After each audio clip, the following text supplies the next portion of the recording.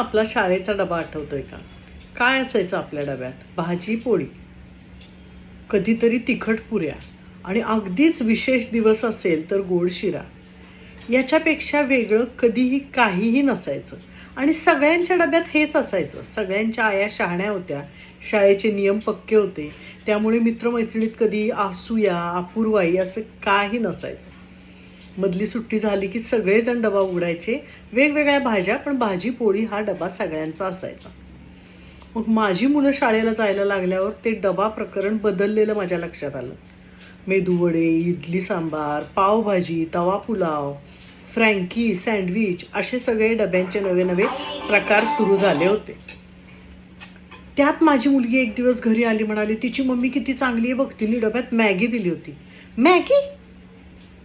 सकाळी बनवलेली मॅगी तिची मुलगी दुपारी खाणार होती, थंडगार, आणि त्याबद्दल माझ्या मुलीला तिची मम्मी खूप चांगली वाटत होती माझ्यापेक्षा. मला इतका राग आला, पण काय करणार, जाऊ दे. तिला म्हटलं कधी मॅगी खायची असेल घरात गरम गरम करून देते, खा.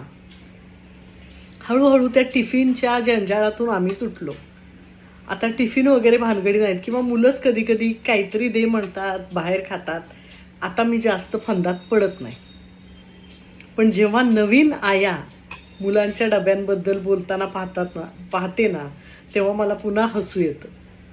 पुन्हा त्यांचे तेच प्रश्न असतात, त्याच टेन्शनमध्ये असतात, तेच स्ट्रेस असतात की काय डब्यात द्यावं, ते पौष्टिक पण पाहिजे, चविष्ट पण पाहिजे, मुलांनी डबा संपवून पण आणला पाहिजे, त्यांच्या मित्रमैत्रिणींना पण आपण बेस्ट आई वाटलं पाहिजे.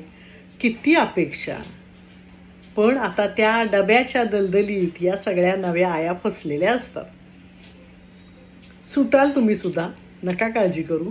पण मुलांचे डबे हा आपल्या आयुष्यात सगळ्यात जास्त भाग व्यापलेलं प्रकरण होतं. बघा तुम्ही आठवण, आणि चेहऱ्यावर हसू नक्की येणारच.